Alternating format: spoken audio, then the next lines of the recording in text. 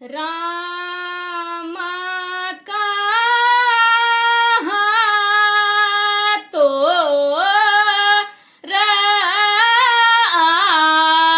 आसना बासना कहाँ आस्थान रामा कहा तो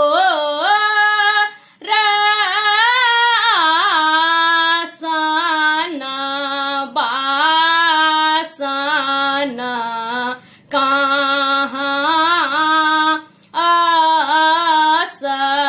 आस्थान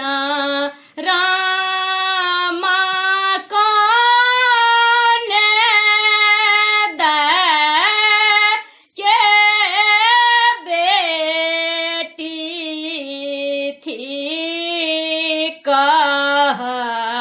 की थी को नाम रामा गंगा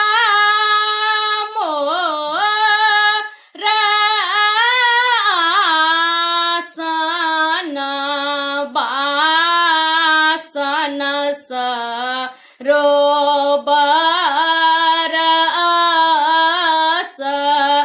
स्थान रामा गौरी दे के बेटी थी कहूँ बिसहरी नाम रामा गौरी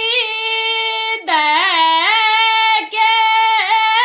बेटी थी कहूँ बिसहरी नाम रामा तेल दे रे तेली भैया दीप दे कुम्हार